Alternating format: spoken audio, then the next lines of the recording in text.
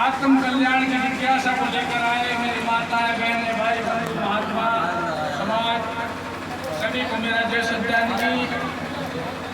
प्रेमियों, आपने प्रथम शुरुआत में सुना कि आपके भीतर आत्मा है और परमात्मा है। जानना है, यही जानना है, इसके बाहर नहीं। अब इसमें जानना क्या है, तो जब पूछा जाता है तो परमात्मा को जानने की एक ऐसी बड़ी, क्योंकि उसे परमानंद स्वरूप, दुख नाशक स्वरूप कहा है, इसलिए मनुष्य में जिज्ञासा बनती है कि मुझे परमात्मा मिले। लेकिन सवाल थोड़ा सा टेढ़ा है। आत्मा और परमात्मा जानने में आप क्या हैं? आत्मा है। तभी कहा है बिना निज रूप के जाने नहीं दुख दूर होता है। महाराज जी ने आपको सीधा कह दिया कि एक ही रास्ता है, दूसरा रास्ता नहीं है।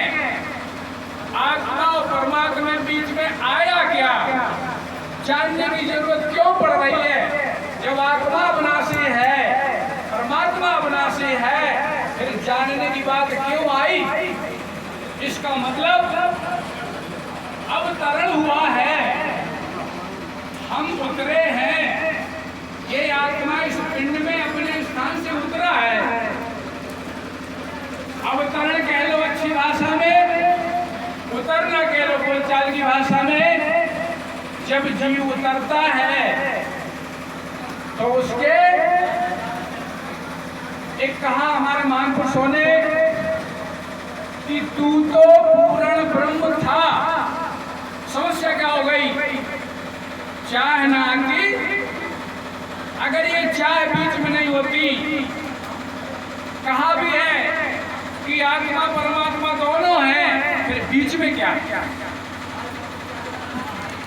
ये कहां से आया? बीच फासला क्यों हुआ? क्योंकि ये जन्म मिला है तो किसी संकल्प के अधीन ही मिला। आपका क्या है? आप क्या लेकर के आए? आप एक संकल्प लेकर आए। अगर संकल्प नहीं होता तो आपका स्थान क्या था? तो हथौड़ा कहां पे पड़ना है?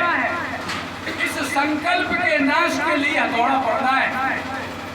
हमारे संतों ने ज्ञान के लिए तमाम चीजें बता दी, लेकिन जिस ज्ञान से ये समस्या दूर हो, उसकी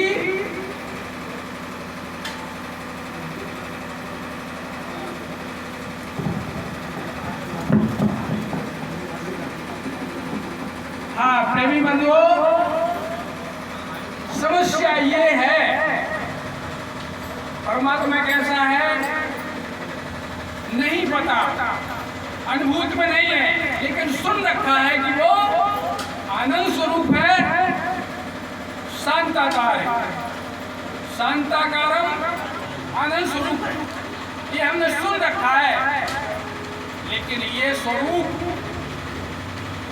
क्या वाणी के मंत्र से आएंगे? क्योंकि वाणी फिर हमें घुमा देगी मंत्र विचारों में, मुद्राओं में। अभी आपने सुना, ये अगोचरी मुद्रा की समस्या है। ना खेचरी की है, ना भूचरी की है, ना चाचरी की है, ना उन्मुनी की है। अगोचरी से उन्मुनी में जाना होगा।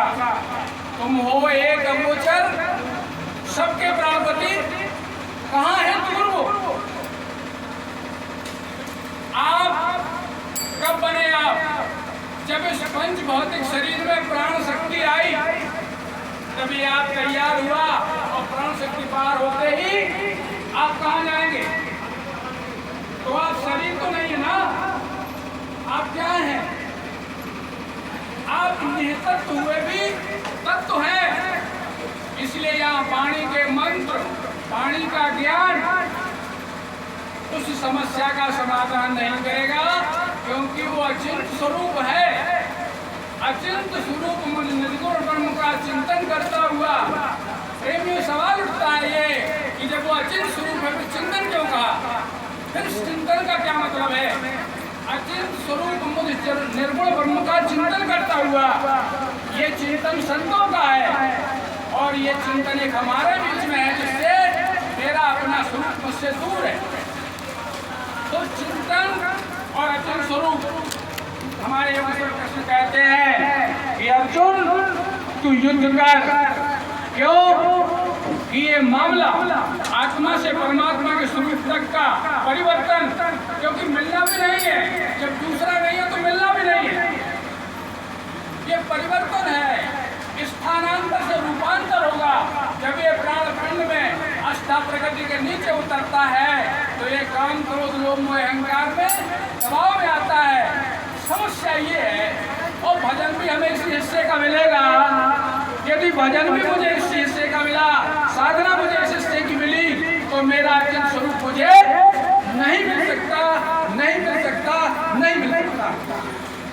इसलिए हमारे संतों ने तुम हो एक अगोचर, किसी के कान नहीं है, किसी के आंखें नहीं है, किसी के कान नहीं है, किसी के आंखें नहीं है। और ज्ञान अगर एक दूसरे से माइक और वाणी के द्वारा पहुंचने वाला है तो ये ज्ञान नहीं है, ज्ञान है। जहां तक को चल जहां लग मन काट के बताओ इसको, इससे ऊपर ज्ञान का स्वरूप है। इसलिए तत्ववेदता की बात आई है, हे अर्जुन उनके पैर पकड़। आत्मा सुना, परमात्मा सुना, लेकिन इससे तत्वबोध अभी बाकी। बोध का मतलब है सुनना नहीं। मिठाई मीठी है, दिखाना मंत्र है, लेकिन मंत्रार्थ है मुंह में गुड़ की गली देना। ये है बोध।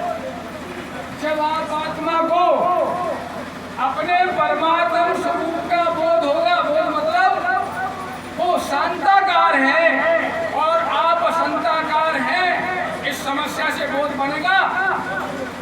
इस समस्या से बोध नहीं बनेगा। उस शांताकार के पास शांत अवस्था वाला ही जाएगा।